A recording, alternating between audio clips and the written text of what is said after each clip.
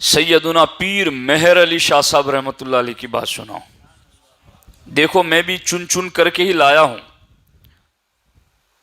کیسے آقاؤں کا بندہ ہوں رضا، بول بالے میری سرکاروں کے.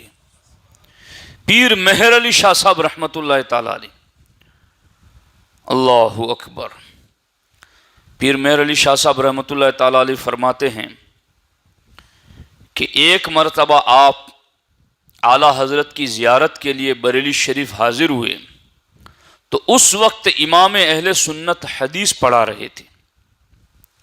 اعلیٰ حضرت کی اور پیر مہر علی شاہ صاحب کی عمر میں 2-3 سال کا فاصلہ ہے.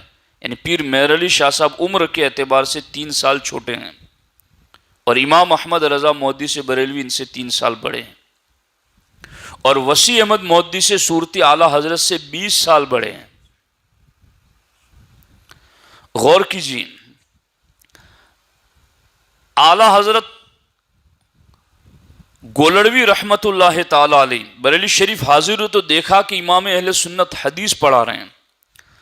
تو تاجدار گولڑا فرماتے ہیں مجھے یوں محسوس ہوا کہ اعلیٰ حضرت بریلوی حضور پر نور حضرت محمد مصطفیٰ صلی اللہ علیہ وآلہ وسلم کو دیکھ دیکھ کر آپ کی زیارت شریفہ کے انوار کی روشنی میں حدیث پڑھا رہے ہیں. کہ میں نے دیکھا کہ احمد رضا حدیث کیا پڑھا رہے ہیں، یوں لگتا تھا جیسے اللہ کے رسول کو دیکھ رہے ہیں اور حدیث پڑھا رہے ہیں. یہ تاجدار گولڑا فرما رہے ہیں. تو آج یہ چشتیوں کے تاجدار ہیں، تو آج چشتیوں کو کتنا لازم ہے کہ امام احمد رضا کی تعلیمات پر عمل کریں. سمجھ آ رہی ہے نہیں آ رہی ہے؟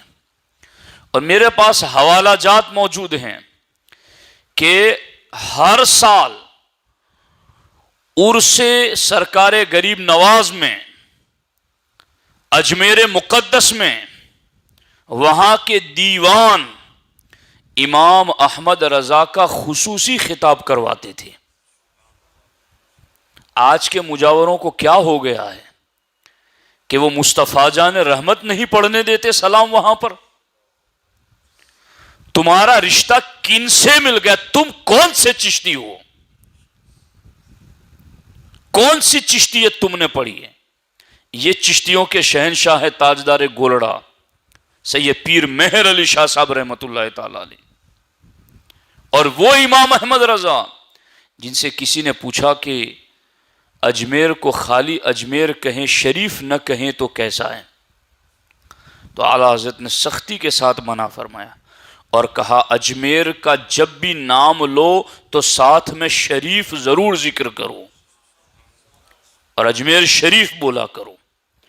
پوچھا گیا کہ حضرت دعائیں کہاں کہاں قبول ہوتی ہیں؟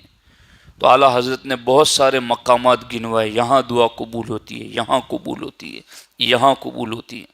لکھتے لکھتے لکھا کہ ایک ہندوستان میں سلطان الہند کا آستانہ ہے جہاں رب دعائیں قبول فرماتا ہے، وہ ہے امام احمد رضا. فلیرا اسٹیشن کا جو واقعہ پیش آیا تھا وہ اجمیر شریف آتے وقت ہی پیش آیا تھا کہ اعلیٰ حضرت فلیرا اسٹیشن پر نماز کے لیے اترے، جماعت سے نماز پڑھ رہے تھے، ٹرین آگے چل ہی نہیں رہی تھی. تو اس وقت انگریزوں کی حکومت تھی. ایک وائس رائے نے دیکھا، چیک کیا، گاڑی کو پیچھے کی طرف ریورس لیا تو چل رہی ہے مگر آگے نہیں جا رہی ہیں. بہت کوشش کی، پھر کسی نے بتایا کہ یہ بزرگ ٹرین سے اتر کر نماز پڑھ رہے ہیں، اب ٹرین کو آگے پیچھے کرنے کی کوشش مت کرو، ان کی نماز ختم ہونے کا انتظار کرو.